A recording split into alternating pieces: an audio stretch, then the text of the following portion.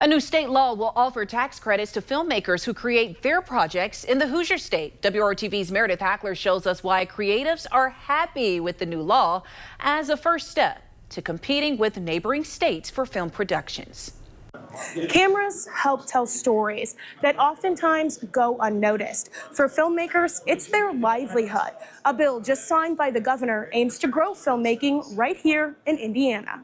The bill has been in the making for a really long time. And the great thing about it is that now the tax credits that are going to be available for film productions are going to be transferable. Polina Osharov is talking about a bill signed into law that gives a $250,000 tax credit to filmmakers who shoot a film in Indiana.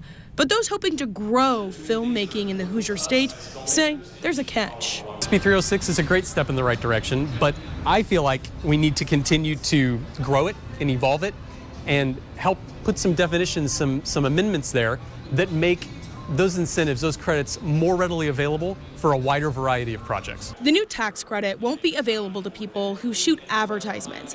That's according to Pattern, an organization designed to grow the creative economy in Indiana.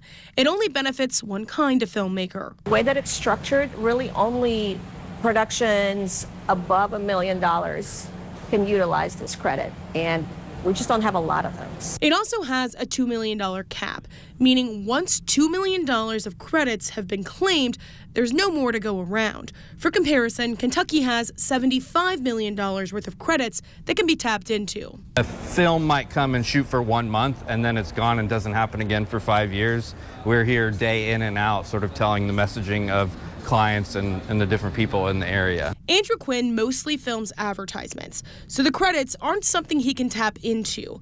That's why he and others hope this law is a step towards something bigger in the future. Sure, get that big name Hollywood actor or director to come and bring a feature film here to Indiana, absolutely. But don't neglect the fact that there are also dozens, if not hundreds, of other smaller projects that can add up to just as much or more revenue. The Indianapolis community of filmmakers is thriving, but having more tax incentives will just only help it grow and help it turn into a viable economic industry. In Indianapolis, Meredith Hackler, WRTV. Indiana has quite a history when it comes to films being shot partially or primarily in the Hoosier State. Here are a few. Let's start with the movie that came out in 1958, Some Came Running. Starring Frank Sinatra, scenes were shot in Madison. The 1971 Brian song filmed at St. Joseph's College in Rensselaer. The big one, of course, is Hoosiers. That came out in 1986. The following year, scenes from 8 Men Out were shot at the Old Busch Stadium in Indianapolis. 1992's A League of Their Own, filmed in Evansville and Huntingburg. Rudy, which came out in 1993, was filmed at Notre Dame and around South Bend. That same year, Blue Chips, starring Nick Nolte, came to Frankfurt for basketball scenes at Case Arena. And one more. 2009's Public Enemies, starring Johnny Depp, did some shooting in Crown Point.